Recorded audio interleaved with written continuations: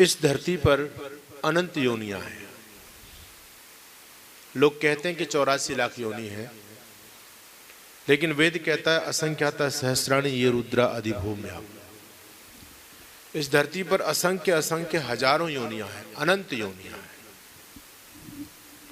और उन सारी योनियों में विशेष योनि मनुष्य की है, उस पर हम चर्चा कर चुके। लेकिन आपको यह पता होना चाहिए कि मनुष्य एक ऐसी योनि है जिसको कर्म योनि कहा जाता है। और मनुष्य योनि से इतर जितनी भी योनियां वो सारी भोग योनि में आती है। भोग योनि के प्राणी कर्म तो करते ही हैं। शेर कर्म तो करता ही है, शिकार करता है, मारता है। क्या उसको भी अपने कर्म का फल मिलेगा?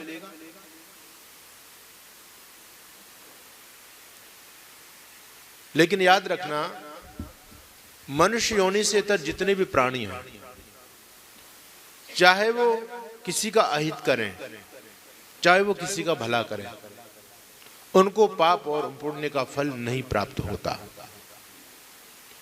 केवल मनुष्य योनि ही एक ऐसी योनि है,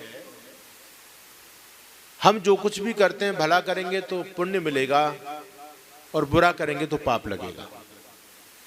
हमारे कर्माशय का फल प्राप्त होता है, अन्य योनियों के कर्माशय नहीं बनता है। आप जा रहे हैं, पीछे से कोई गाय टक्कर मार दे और फ्रैक्चर हो जाए, मृत्यु भी हो जाती है बहुत सारे लोगों की, तो क्या गाय को पाप लगेगा? अबोध है वो, उसको कोई पाप नहीं है। आपकी फसल एकदम तैयार खड़ी हुई है खेत में, और एक पशुओं का झुंड आकर के पूरी फसल को तबाह कर दे, तो क्या उनको पाप लगेगा?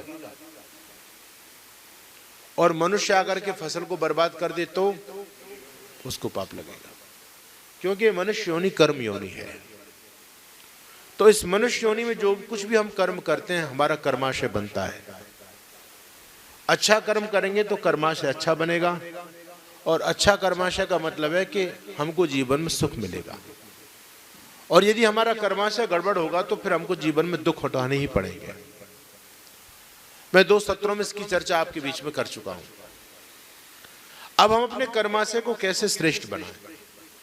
दुनिया का प्रत्येक प्राणी सुख ही चाहता है, दुख कोई नहीं चाहता। लेकिन फिर भी हमारे जीवन में दुख आते हैं, और दुख पाप का ही परिणाम होता है। हमसे कोई कर्म बिगड़ा है, उसी का परिणाम दुख के रूप में हमको भोगना पड़ता है। तो हमारे ऋषि लोगों ने बहुत गहराई में जाकर के इस पर चिंतन किया कि आखिर मनुष्य को दुखों से कैसे बचाया जाए। देखो कितनी बड़ी सूझ थी ऋषियों की। वो अपनी समाधि अवस्था में जाकर के इस बात पर चिंतन करते हैं कि मनुष्य समुदाय को कैसे सुखी रख सकते हैं। जितना हो सकता था उतना उन्होंने प्रयास किया। वो जानते थे कि मनुष्य यदि पाप करेगा तो दुख उठाएगा, और पाप से बचेगा तो फिर सुखी रहेगा। तो ऋषियों ने पापों को समझाने का प्रयास किया कि लोगों के सामने रखा जाए कि पाप होता क्या है और पाप कितने प्रकार के होते हैं, जिससे व्यक्ति अपने जीवन में भूल कर भी पाप ना करे। बहुत से लोग ये कहते हैं, महाराज हमको तो पता ही नहीं क्या पाप है और क्या पुण्य है, हम तो पाप नहीं करना चाहते लेकिन हो जाता होगा। तो ऋषि लोगों ने शास्त्रों में पापों का परिगणन किया, कितने पाप होते हैं। तो ऋषि कहते हैं कि धरती पर 10 ही पाप होते हैं, 10 पाप। और कर्म करने के 3 माध्यम हैं, शरीर, वाणी और मन। शरीर से तुम कर्म करते ही, आप सभी जानते हैं।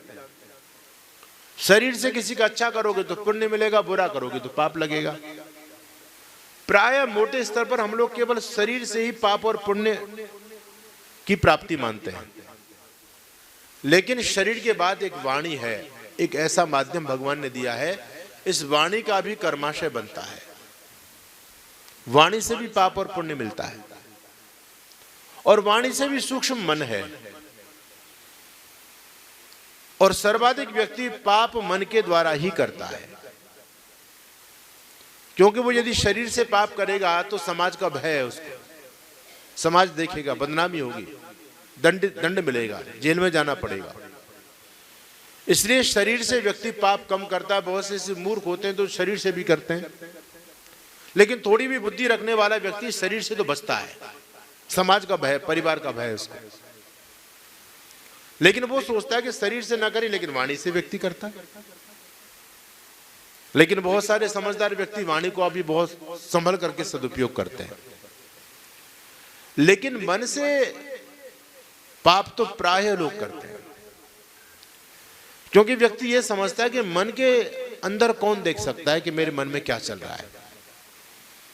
मन का धर्म है संकल्प और विकल्प। मन केवल सोचता है, मन के द्वारा हम केवल विचार करते हैं। कर्म तो शरीर के द्वारा करते हैं, हाथ पैरों के द्वारा करते हैं। मन से केवल आदमी सोच ही तो सकता है। तो ऋषि कहते हैं कि सोचने मात्र का ही कर्माशय बन जाता है। आपने किसी का बुरा सोचा है, किया नहीं है, करोगे तो शरीर से आप केवल सोचा है इसका नाश हो जाए, तो केवल सोचने मात्र से आपका कर्माशय बन गया और इसका फल आपको भोगना पड़ेगा। और आपने अपने मन से किसी का भला सोचा, किया नहीं, सोचा है, तो आपको पुण्य मिलेगा। कितनी गजब की थ्योरी है ऋषियों की। अब आप ये सोचो, जब बुरा सोचने मात्र से पाप लगता है तो हम भला सोच करके पुण्य क्यों नहीं कमा सकते? पुण्य कमाना चाहिए हम लोगों को। तो कर्म करने के 3 माध्यम परमात्मा ने हमको दिए, शरीर, वाणी और मन। अब जो 10 पाप होते हैं उनमें से हम लोग 3 पाप शरीर के द्वारा करते हैं। तो शरीर से होने वाले पापों के बारे में ऋषि कहते हैं, शरीरेण हिंसा स्तेय प्रतिशुद्ध मैथुनानी। शरीर से होने वाला पहला पाप है हिंसा। हिंसा, हिंसा का मतलब आप सभी जानते हैं, बिना किसी प्रयोजन के। यहां पर शारीरिक हिंसा से अभिप्राय है, मानसिक हिंसा से मतलब नहीं है। किसी को अप्रयोजन कष्ट देना, हानि करना, मारना, काटना, यह हिंसा है। वैसे तो योग दर्शन के अनुसार अहिंसा पर बहुत व्यापक लिखा है ऋषियों ने, लेकिन यहां जब शरीर के कर्म की बात चली है तो शरीर से किसी को कष्ट देना वो हिंसा कहलाती है। लेकिन लोग इस हिंसा के अर्थ को नहीं समझ पाए, और इस हिंसा का थोता जब ज्ञान लोगों के पास में रहा तो ये हिंसा देश के लिए बहुत घातक सिद्ध हुई। अशोक बौद्ध बन गए, अहिंसा परमो धर्म बोलने लग गए। क्या हिंसा और क्या हिंसा ये जानना भी बहुत जरूरी है। कभी कभी किसी की गर्दन काट देने में भी हिंसा नहीं होती है, सोचने वाली बात। आपके लक्ष्य पर निर्भर है, आपकी विचारधारा क्या है उस पर निर्भर होता है। डकैती डालना अच्छा काम है या बुरा काम है? बोलो, बुरा काम है। लेकिन रामप्रसाद बिस्मिल ने डकैती डाली थी, अच्छा किया या बुरा किया? अच्छा किया। काम तो बुरा है डकैती डालना, लेकिन ध्येय क्या है व्यक्ति का? आप लोगों ने हिंदी में कहावत सुनी होगी, अंत भला सो सब भला, है ना? अंत भला सो सब भला। इसका मतलब क्या है? इसका मतलब यह है कि अंत में धर्म की स्थापना के लिए आपका लक्ष्य पवित्र होना चाहिए। उस पवित्र लक्ष्य की प्राप्ति के लिए यदि आपको थोड़ा सा रास्ते से हट करके भी चलना पड़े, उंगली टेढ़ी भी करनी पड़े, तो उसमें कोई हिंसा नहीं होती। लक्ष्य आपका पवित्र। लेकिन लोग इस बात को नहीं समझ पाए। उन्होंने तो केवल कुछ भी हो, किसी को मार देना ही हिंसा समझ लिया। अरे दुष्ट व्यक्ति को मारना कोई हिंसा नहीं होता। दुष्ट व्यक्ति का हित करना कोई हिंसा नहीं है। लेकिन यहाँ के राजा महाराजा अहिंसा के मर्म को नहीं समझ पाए, और वो इतने बड़े अहिंसक बन गए कि देश गुलाम हो गया, देश का नाश करा दिया लोगों ने। तो हिंसा जरूरी है, लेकिन बिना किसी प्रयोजन के एक व्यक्ति को सताना ये ठीक नहीं है। तो ऋषि कहते हैं कि शरीर से होने वाला पहला जो पाप होता है वो हिंसा होती है। हिंसा। आजकल लोग कितना पाप करते हैं अपने जीव के स्वाद के लिए। बताओ इसमें क्या प्रयोजन सिद्ध हो रहा है इनका? केवल जीव का स्वाद ही तो है। कितने प्राणियों को लोग मार करके खा रहे हैं। कितना भयंकर पाप है, कितना भयंकर पाप। हिंसा हो रही है। कोई किसी प्रॉपर्टी के लिए किसी को काट रहा है, मार रहा है, हिंसा हो रही है। लोभ के चलते हिंसा हो रही है। अपरिग्रह एक ऐसा सद्गुण है, यदि ये व्यक्ति के जीवन में आ जाए तो व्यक्ति पापों से बच जाता है। और परिग्रह यदि व्यक्ति के जीवन में रहा तो व्यक्ति फिर हिंसा करता ही है। और भी मुझे चाहिए, और मुझे चाहिए, और मुझे चाहिए। जैसे जैसे उसकी तृष्णा बढ़ती चली जाएंगी, वैसे वैसे व्यक्ति हिंसक होता चला जाएगा। इसलिए हमारे ऋषि लोगों ने अपरिग्रह पर विशेष बल दिया।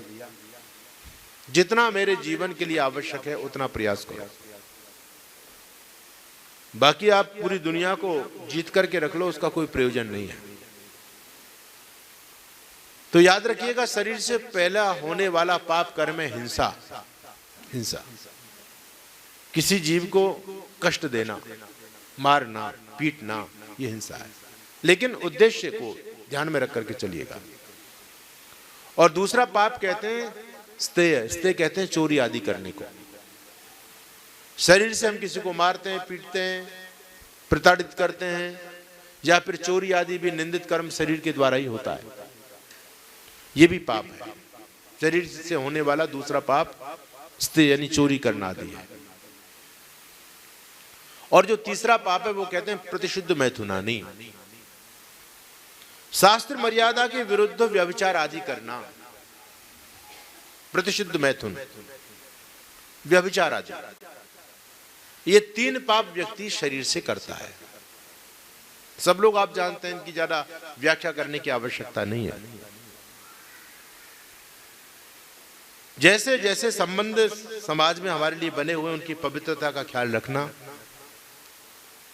कभी भी मन वचन कर्म से कुमार्ग पर हम अपने मन को न जाने दें, तो हम पाप कर्म से बचेंगे। तो तीन प्रकार के शरीर के पाप हुए, हिंसा, चोरी और व्यभिचार आदि।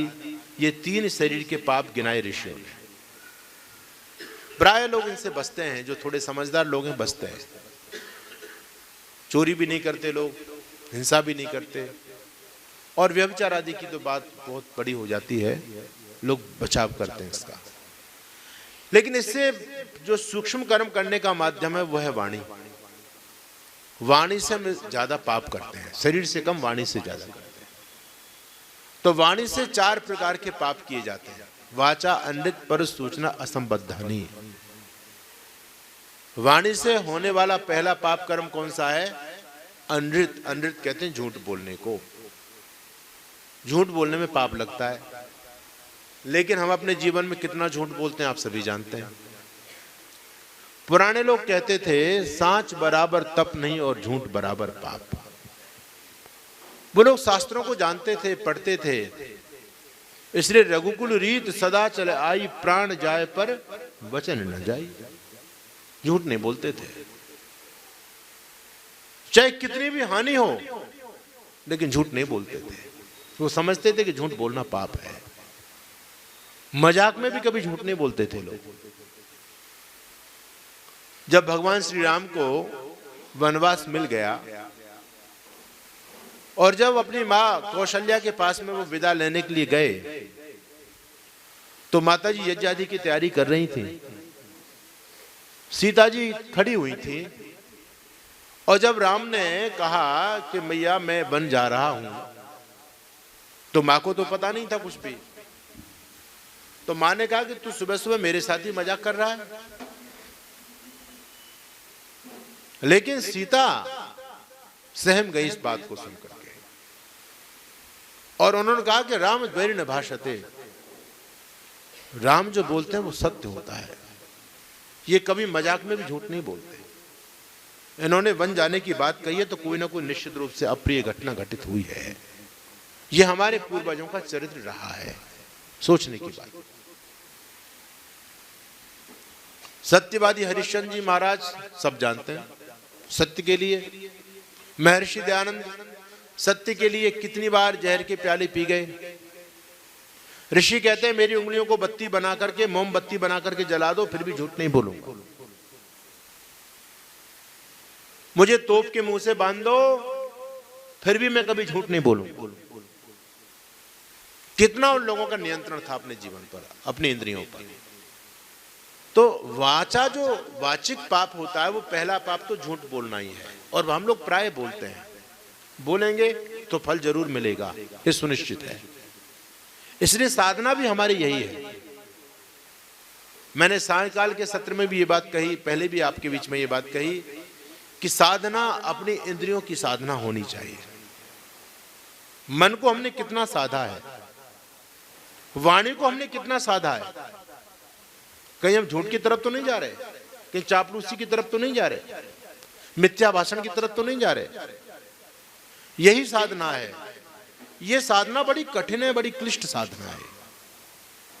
माला फेरना तो बहुत सरल है, मंत्रोच्चारण करना 19 मंत्र आप आराम से कर लेंगे, कोई कठिनाई नहीं है उसमें। लेकिन जीवन का सुधार यह सबसे बड़ी साधना और सबसे क्लिष्ट साधना है। इस पर व्यक्ति जब तक ध्यान नहीं देगा तब तक वो अध्यात्म के क्षेत्र में एक कदम भी आगे नहीं बढ़ सकता है। महर्षि दयानंद कहते हैं ये उपासना योग दुष्ट हृदय को सिद्ध नहीं होता है।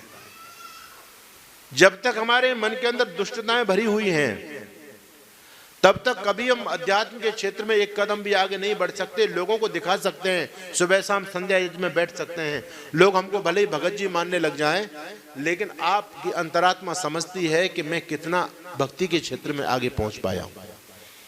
बहुत से लोग कहते हैं मुझे तो ईश्वर साक्षात्कार हो गया।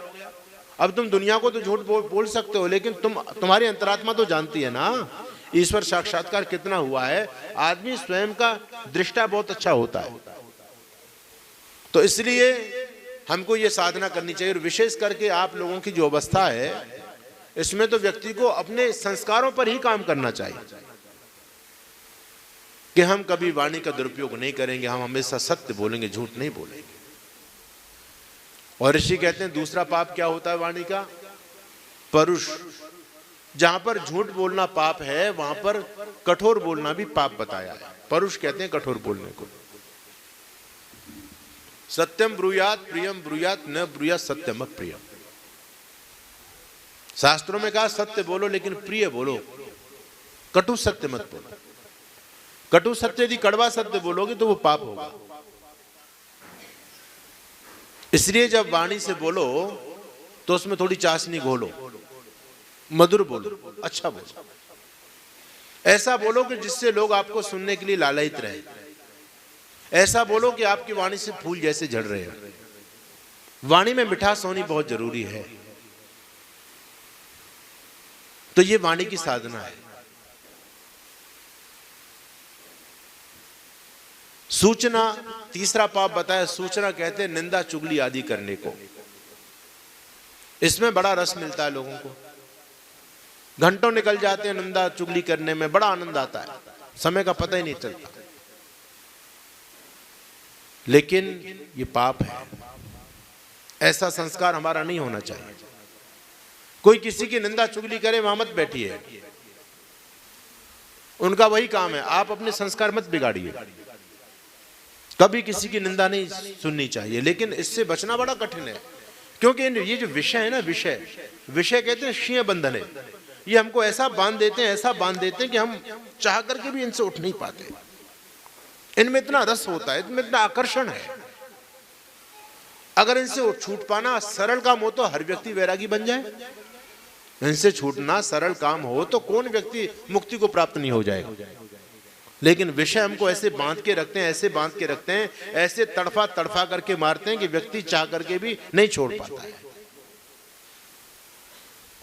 तो धीरे धीरे हमारी साधना की प्रवृत्ति बने और इन पर हम नियंत्रण करें। योगश्चित्त वृत्ति निरोधा, योग इसी का ही तो नाम है। मन पर आपका कंट्रोल, वाणी पर आपका कंट्रोल, चित्त पर आपका कंट्रोल। मैं जब बोलूंगा अपनी इच्छा से बोलूंगा, जितना बोलूंगा उतना बोलूंगा, जैसा बोलूंगा मैं अपनी मर्जी से बोलूंगा, जितना बोलूंगा ऐसा बोलूंगा जिस पर हस्ताक्षर कर सकूं मैं। याद रखो, परमात्मा ने कान 2 दिए हैं और जुबान 1 दी है। संदेश देती है प्रकृति, सुनो ज्यादा बोलो आधा। लेकिन आज का व्यक्ति किसी को सुनने के लिए तैयार नहीं है, बोलता है, सब अपनी सुनाते फिर रहे हैं, कोई किसी की सुनता नहीं है। मैं तेरी नहीं सुनूंगा, मैं तेरी नहीं सुनूंगा। लोग लड़ रहे हैं आपस में, मेरी सुननी पड़ेगी। क्यों सुननी पड़ेगी भाई तुम्हारी? जब आप किसी की नहीं सुन सकते तो आपकी कौन सुनेगा? तो ये सुनने सुनाने का सिलसिला ही बंद होना चाहिए। ये वाचिक तप है, सूचना यानी निंदा चुगली बिल्कुल मत किसी की सुनिए। ये आज मैं आपको आध्यात्मिक बात बता रहा हूं कि कैसे हमारे जीवन पवित्र बनेगा।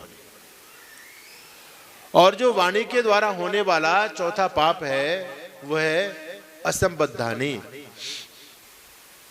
असंबद्धानी का मतलब होता है किसी पर लांछन आदि लगाना। लांछन, जब समाज में हम किसी की बराबरी नहीं कर पाते, धन से, शरीर से, बुद्धि से, बल से, जब किसी की बराबरी नहीं कर पाते तो फिर लोग व्यर्थ का षड्यंत्र रचते हैं और लांछन लगाना प्रारंभ करते हैं। गुरुवर महर्षि दयानंद सरस्वती जब पाखंडियों के शिकंजे में नहीं फंस पाए, सब तरह लोगों ने अजमा लिया, शास्त्रार्थ करके देख लिया, पहलवान लोगों के द्वारा गंगा जी में फिगवा करके भी देख लिया, जहर दे करके भी देख लिया, विषदर डाल करके भी देख लिया, पत्थर बरसा करके भी देख लिया, लेकिन जब ऋषि किसी भी प्रकार से उनके शिकंजे में नहीं आ रहे थे तो आप जानते हैं कि ये षड्यंत्र ऋषि दयानंद के साथ भी हुआ।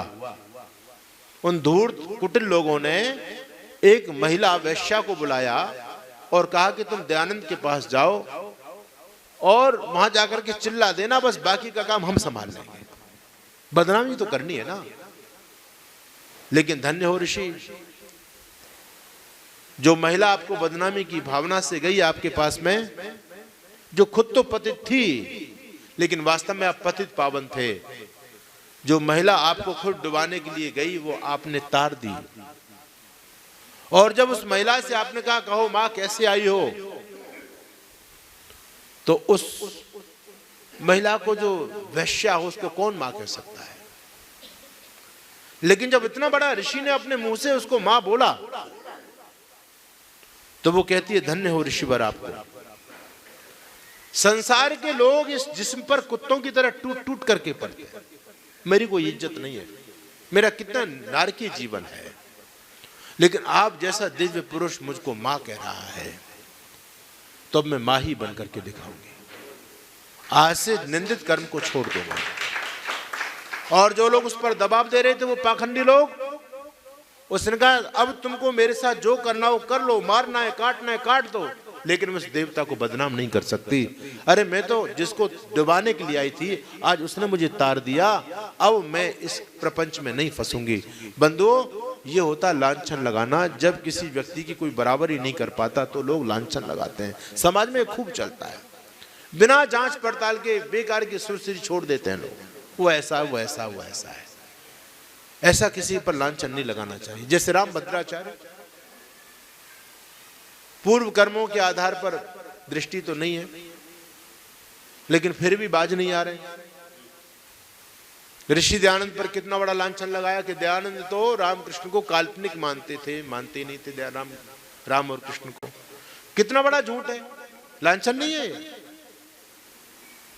हिंदू समाज को आर्य समाज से काटने के लिए लोगों ने यह षड्यंत्र किए। तो जब किसी पर लांछन लगाया जाता है इसका बहुत भयानक पाप लगता है। इसका ये कोई सामान्य बात नहीं है। आपके हम तो मजाक में बोल रहे थे, अरे आपने मजाक बोला, लेकिन शास्त्रीय दृष्टि से, परमात्मा की दृष्टि से तो आपने भयंकर पाप कमा लिया और उसका फल आपको भोगना पड़ेगा। तो कभी भी किसी पर लांछन मत लगाओ जब तक जांच पड़ताल ना हो जाए किसी चीज की, लेकिन तब तक बात को आगे मत बढ़ाओ। लेकिन यहां तो लोगों को बात आगे बढ़ाने में बड़ा स्वाद आता है। वो ऐसा है, उसके बारे में तुमने सुना क्या कुछ? हाँ, तो वो और दूसरे को फोन करेंगे। अरे बात को वहीं की भी रोको, क्या रखा है इन चीजों में?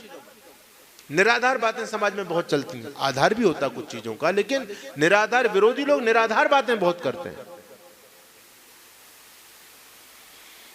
कहते हैं कि एक बार एक राजा था, बड़े धार्मिक युवाई थे। उनके राज्य में बहुत अंधे रहते थे, अंधे विद्या चक्षु। अब अंधे लोगों को कौन पूछे, घर में कोई रोटी नहीं दे, परेशान होते घूमते हैं। संसार तो स्वार्थ में है। बिरजानंद घर छोड़ के क्यों भागे? माता पिता थे नहीं, भैया भाभी दुर्व्यवहार करते थे तो घर छोड़ के चले गए। कभी कभी किसी का दुर्व्यवहार भी वरदान सिद्ध हो जाता है समाज के लिए, जैसे कि विरजानंद दंडी के साथ में हुआ।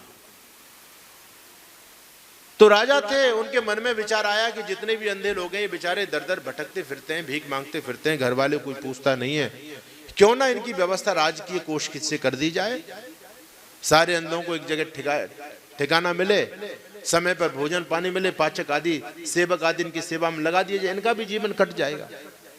बड़ा पवित्र भाव था राजा का। तो राजा ने मुनादी करा दी, सारे अंधे एकत्रित हो गए, बढ़िया धर्मशाला में जगह मिली, सबको बिस्तर मिले, रजाई मिली, सब कुछ ठीक ठाक मिला, समय पे नाश्ता, समय पे भोजन, कपड़े भी धुले मिल रहे हैं, सारे सेवक राजा ने लगा दिए। राजा का भाव बड़ा अच्छा था। काफी दिन गुजर गए, अंधों की बहुत अच्छी सेवा हो रही थी। एक दिन दोपहर का भोजन अंधे लोगों ने किया, और भोजन करने के बाद सारे के सारे अंधे जो विश्राम करने गए तो सारे सोते ही रह गए। राम नाम सत्य हो गई। कब मर गए? राजा तक सूचना पूछी, राजा महाराज अंधे सारे मर गए। राजा ने कहा ये कैसे हो गया? पता नहीं, भोजन के बाद मर गए सारे अंधे। भोजन किया, राजन का इसका मतलब भोजन में विष है, तभी तो मरे। भोजन कर जांच पड़ताल की जाए, क्या हुआ? ये तो बड़ा, हम तो भला करना चाह रहे तो और उल्टा पाप लग गया, अनर्थ हो गया। जांच पड़ताल की तो पता चला कि खीर बनी थी उस दिन, कढ़ाई में खीर बन रही थी, ऊपर छप्पर था, बहुत तेज कढ़ाई चल रही थी, भाप बन रही थी। जैसे ढक्कन खोला हलवाई ने, ऊपर छप्पर में सांप रहता था, भाप जैसे लगी और उसको सांप नहीं दिखाई दिया और ना हलवाई को दिखा दिया, सांप खीर में गिर गया और उसमें पक गया, और पक गया, अंधे खीर खा गए, सारे अंधे मर गए, जहर के द्वारा उनकी मृत्यु हो गई। अब राजा को बड़ा पश्चाताप हुआ, ये तो बड़ा अनर्थ हो गया। अब किसको दोष दें? क्योंकि पाचक से भी भूल बस ऐसा हो गया, ध्यान नहीं दिया। विषयुक्त भोजन करके राजा के मन में वैराग्य जागृत हुआ। उन्होंने कहा कि अब तो मैं सन्यासी बनूंगा, अब राजपाट छोड़ूंगा, अब तो मैं पश्चाताप करूंगा। राजपाट छोड़ के चले गए दूर, भगवा वेश धारण कर लिया, जंगलों में भटक रहे हैं, साधना कर रहे हैं। कितने उदात्त भाव थे उस राजा के। एक बार काफी लंबे समय के बाद एक गांव में पहुंचे, अंधेरा हो गया, रात को रुकना था। तो उन्होंने पूछा गांव के अंदर, भैया इस गांव के अंदर कोई ऐसा व्यक्ति है जो हमको रात को टिका ले? साधु थे तो राजा, लेकिन अब तो साधु थे। तो लोगों ने कहा महाराज जो तो आप किसी के यहाँ भी रुक सकते हैं, लेकिन इस गांव में एक बहन भाई हैं तो वो युवा ही, दोनों युवा और युवती हैं, उनको और कोई माता पिता नहीं है, लेकिन बड़े श्रद्धालु हैं वो। कोई उनके अतिथि घर पे आ जाता तो बहुत प्रसन्न होते हैं, अपना सौभाग्य समझते हैं, आप उनके घर चले जाओ। महाराज चले गए, रुके, उन्होंने कहा आपका हमारा बड़ा सौभाग्य, आप पधारे हमारे घर पर, आतिथ्य किया, भोजन किया, रात्रि विश्राम किया महाराज ने।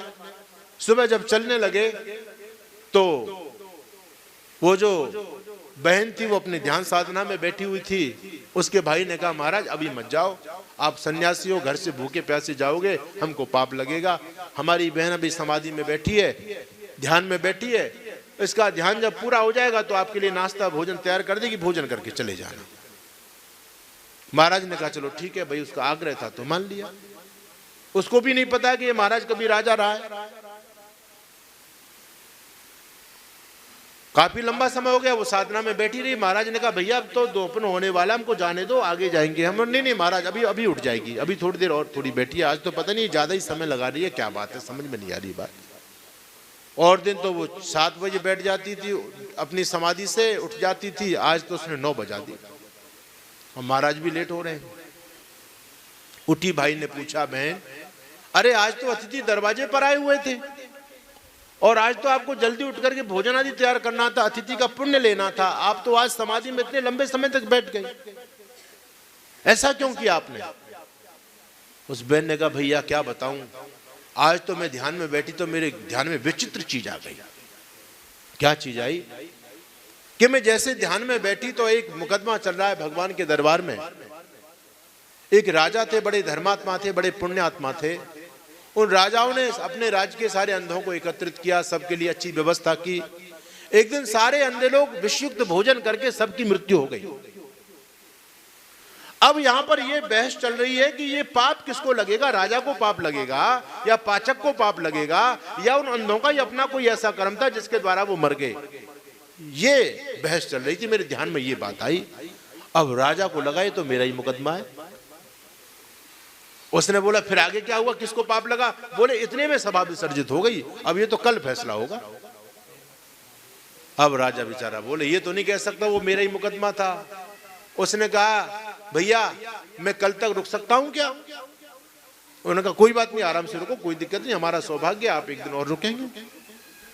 वो महाराज रुक गए। दूसरे दिन भी आए तो एक रात ठहरने के लिए थे, लेकिन दूसरे दिन वो रात तो निकल गई, दूसरा दिन भी निकल गया और रात होने वाली है दूसरे दिन की। तो रात जब होने वाली थी तो चौपाल पर गली में सब तरह के लोग बैठते हैं, लोगों में चर्चा प्रारंभ हुई, भैया हमको तो कुछ दाल में काला लगता है, ये बाबा जी भी युवा है और वो लड़की भी युवती है, आया था तो एक रात रुकने के लिए, ये तो वहीं आसन जमा के बैठ गया, कुछ ना कुछ गड़बड़ है। लोग हैं सोचते हैं, तरह तरह की बातें लोग कर रहे थे। अब किसी को उनके मन का भाव तो पता नहीं था। कोई बात नहीं, बातें चलती रही, लेकिन वो तो बेचारे मन में कोई पाप नहीं, आराम से रुके और सुबह प्रतीक्षा में बैठे थे महाराज। आज वो बहन अपने ध्यान समाधि में बैठी और वो बड़े उत्सुक थे कि कब उठेगी और कब बताएगी। वो फटाफट समय पर उठ गई और वो जिस काम के लिए वो संत रुके थे, और उनका बहन ये बताओ वो जो फैसला जो कल आना था वो क्या हुआ उसका, वो पाप किसको लगा?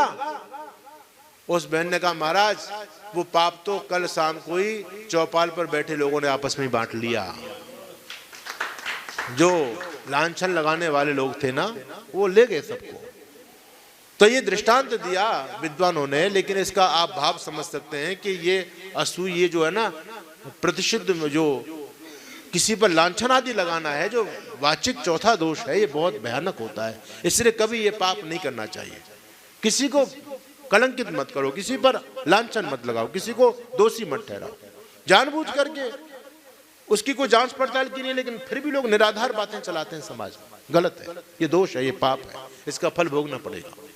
ये वाचिक 4 पाप हुए, वाचा अनृत परुष सूचना असंबद्धानी, यानी झूठ बोलना, कठोर बोलना, निंदा चुगली करना और लांछन लगाना, ये 4 वाणी के दोष हैं। अब बताओ 4 के अलावा भी कोई वाणी से पाप होता हो तो कोई पाप नहीं होता।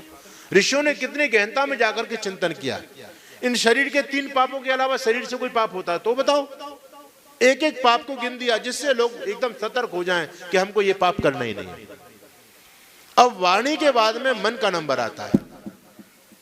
मन से भी 3 प्रकार के पाप होते हैं, शरीर से भी 3 प्रकार के पाप, मन से भी 3 प्रकार के पाप, 6 हो गए, और 4 वाणी के 10 पाप हो गए।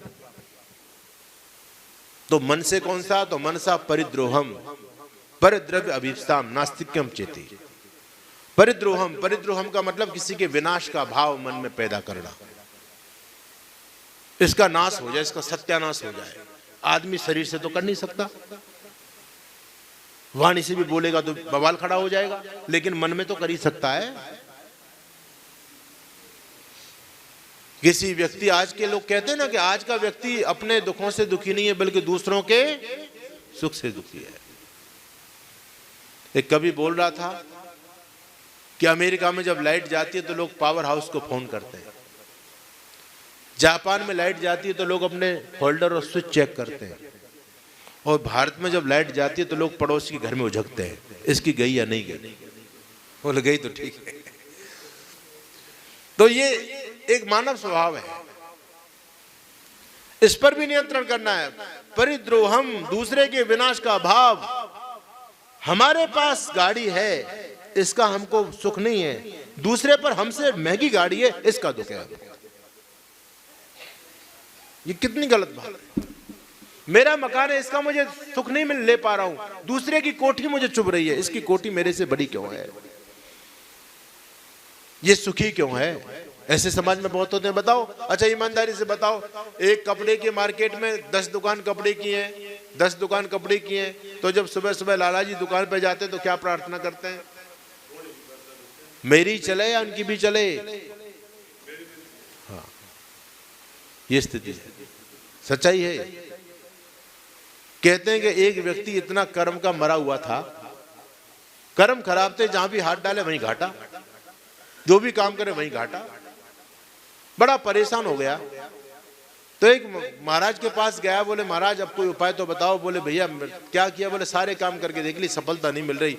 महाराज ने कहा तू एक काम कर, तू कोई दुकान खोल ले, और तेरे बस की बात नहीं है कुछ।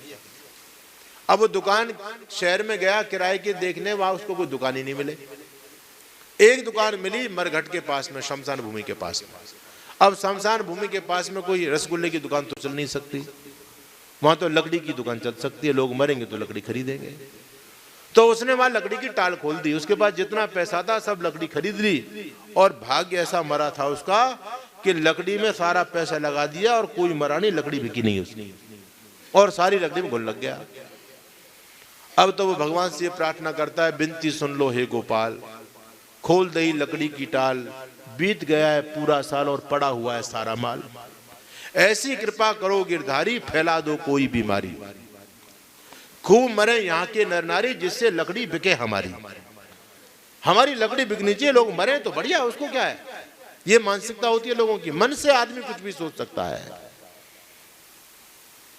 मांगी एक रोज किसी कुम्हार ने ये दुआ, घोड़ा मेरे पड़ोसी का मर जाए खुदा। एक कुम्हार के पास मरियल सा गधा था और पड़ोसी के पास बहुत सुंदर घोड़ा था, तो उस कुम्हार को अपने गधे में संतुष्टि नहीं है, उसका घोड़ा चुभ रहा है। मांगी किसी रोज कुम्हार ने ये दुआ, घोड़े मेरे पड़ोसी का मर जाए खुदा। खैर घोड़ा तो थान पर ज्यों की त्यों बंधा रहा, अफसोस ये हुआ कि गधा कुम्हार का ही मर गया। दूसरे के विनाश का भाव कर रहे थे, खुद का ही विनाश हो गया, और होगा, क्योंकि मानसिक कर्म बनता है।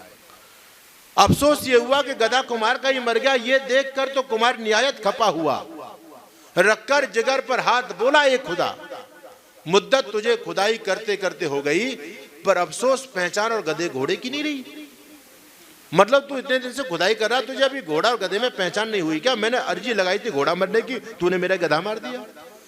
तो याद रखना, हम यदि किसी के विनाश का भाव करेंगे तो हमारा विनाश होगा। ये मानसिक पाप है, भोगना पड़ता है। इसलिए कभी भी मन से किसी का बुरा मत सोचिए। मनसा परिद्रोहम पर द्रव्य अभिप्साम, दूसरे की वस्तु को लेने का मन में भाव, वो किसी व्यक्ति के प्रति भी हो सकता है, वस्तु के प्रति भी हो सकता है। कोई चीज सुंदर दिखती है हमको तो हमारे मन में आता है, हम शरीर से नहीं कर सकते, सामाजिक बंधन है, लेकिन मन में तो उठपटांग कुछ भी आदमी सोच सकता है। वस्तु को लेकर के, व्यक्ति को लेकर के, किसी भी चीज को लेकर सोच सकता है। ये मानसिक पाप है, नहीं सोचना चाहिए।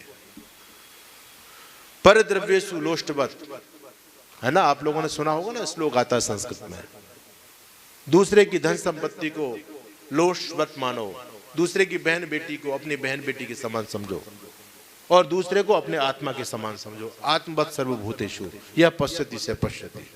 और अंतिम बात कही, नास्तिक्यम चेति, नास्तिकता। दुनिया में सबसे बड़ा पाप तो नास्तिकता ही है। दुनिया में जितने भी पाप हैं उन सबके प्रायश्चित बताए, लेकिन कहता है कृतज्ञता का, नास्तिकता का कभी पश्चाताप नहीं है। जिस जगदीश्वर ने सब कुछ बनाया उसको ही आदमी नहीं मान रहा है, और यदि वो नास्तिक बन गया तो फिर किसी से डरेगा ही नहीं, वो किसी के मन से खूब सोचेगा। आदमी तो इसलिए डरता है ना कि ईश्वर देख रहा है। अब जो ईश्वर को नहीं मान रहा वो नास्तिक बन गया तो वो तो पाप में डूबेगा ही।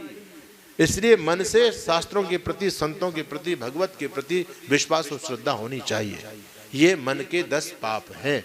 ये पूरे टोटल 10 पाप हैं, जो 3 पाप शरीर से किए जाते हैं, 3 पाप मन से किए जाते हैं, और 4 पाप वाणी से किए जाते हैं। कुल मिलाकर के 10 पाप हो जाते हैं। हम अपनी दिनचर्या में ये चिंतन करें कि कहीं हमारे मन, शरीर और वाणी के द्वारा कहीं ये हम 10 पाप कर तो नहीं रहे। अगर आप नहीं कर रहे हैं तो फिर आप जीवन में कभी दुखी नहीं हो सकते, क्योंकि आप पुण्य ही पुण्य कर रहे हैं, और पुण्य का फल आपको सुख के रूप में ही मिलेगा, दुख के रूप में नहीं मिलेगा। समय हो गया, आपने बात को ध्यान से सुना, आपका धन्यवाद। ओम शांति।